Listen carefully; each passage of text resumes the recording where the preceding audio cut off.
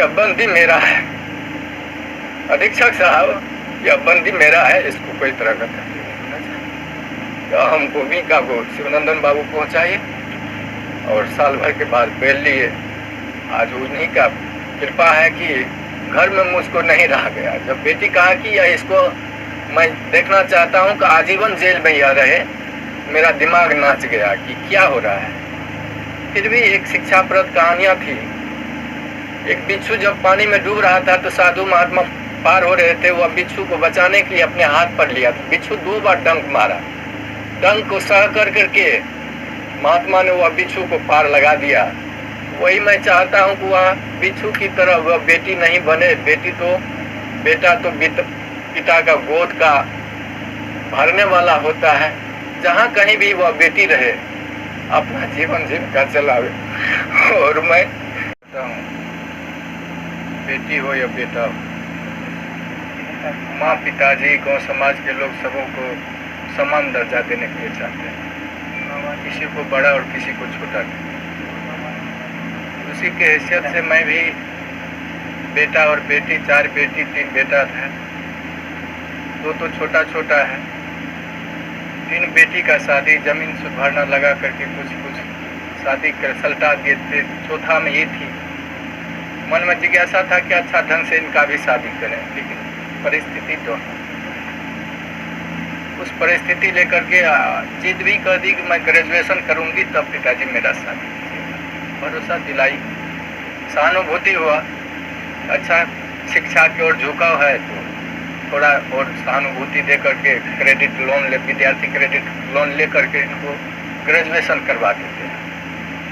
शिक्षा का विनाश नहीं होता है। मैं यही चलते उन पर सहानुभूति रखा और जहाँ जहाँ सोचे साइड बिजनेस थोड़ा लगा देते हैं, जीविका से जुड़ा दिए। वो समाज में 10 समूह चलाएगी, उससे जो होगा आगे विकास, बुद्धि भी विकास उनका होगा। सेप्स ऑफ कंपनी से भी जोड़ा दिए थे। वहाँ जहाँ जहाँ अररिया मीटिंग होता था, पूर्णिया मीटिंग होता था, गाड़ी ड्राइव कर करके इस अवस्था में उस बेटी को हमने पहुँचा था। और बड़ी आत्मबल था कि यह बेटी मेरा कोई रोशन करेगा। लेकिन दुर्भाग्य था मेरा ही दुर्भाग्य है, वह बेटी आज मेरा कहीं का नहीं रहा।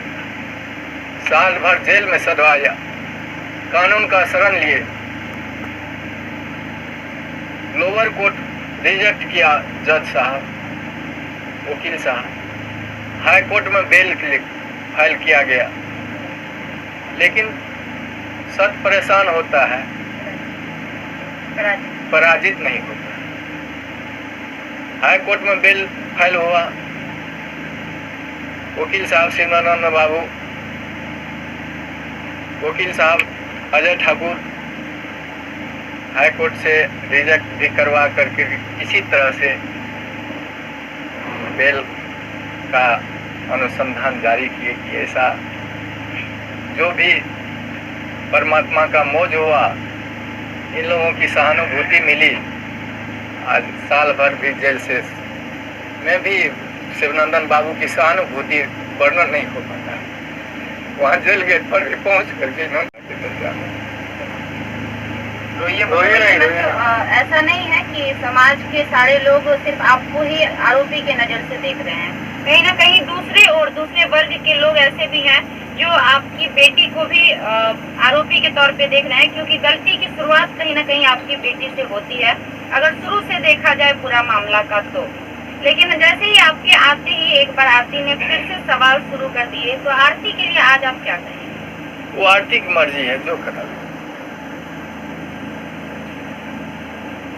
अब आपके अच्छा 1.5 साल भर तक आप लोग जेल में रहे, आपका एक छोटा बेटा भी है, आपकी बूढ़ी माँ भी है, किस प्रकार से आपका घर चल पाया? परमात्मा जाने, हमने अच्छा, इन सारी भूमिकाओं में जितने दिन से आप लोग जेल में थे, पूरे परिवार, वकील शिवनंदन भारती लगातार जैसा आप बोले कि गार्जियन की तरह आपका देखभाल किए या फिर हमेशा मतलब इस केस को विशेष फोकस किए, क्या कुछ कहना होगा? या वर्णन नहीं हो पाता।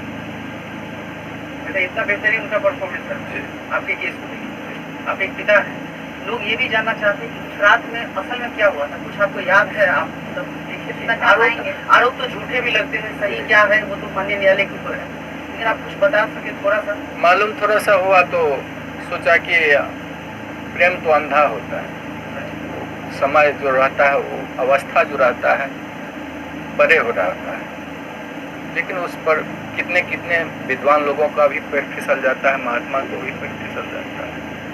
हमने सोचा कि जब इस तरह की घटना हुई तो उसको बचाने के लिए हल्ला हुआ कि चोर आ गया है, डकैत आ गया है गोली मारने के लिए। उससे पूर्व भी लड़का वो उन्होंने धोष दिया था कि मैंने गोली से उड़ा दूंगा। किसको दिया था? पवन यादव को, मेरे बेटा रवि का, गोली से उड़ा दूंगा, बचने के लिए नहीं दूंगा। उस पीरियड में उन्होंने घर में पकड़ाया तो हल्ला हुआ कि डकैत आ गया, डकैत आ गया।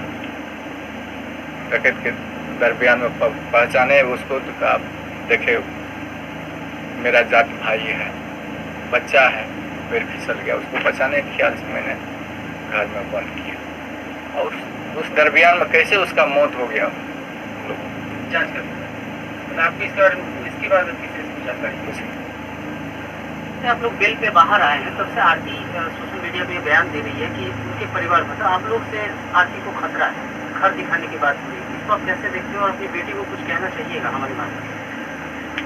हम तो यही करने के लिए चाहते हैं कि माँ बाप तो दोस्तों जब से ये जेल से रिहा होकर आए हैं आरती के पिताजी, तब से इनको दुख ही दुख हो रहा है।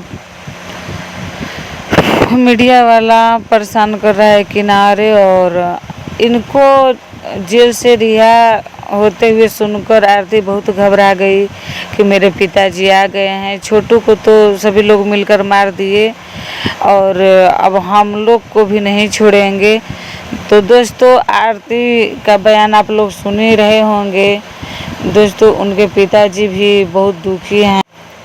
तो दोस्तों आप इन पिता के लिए क्या कहिएगा जो पिता जवाब देते हुए भी रो रहे हैं, अपने औलाद के आगे हार गए पिता।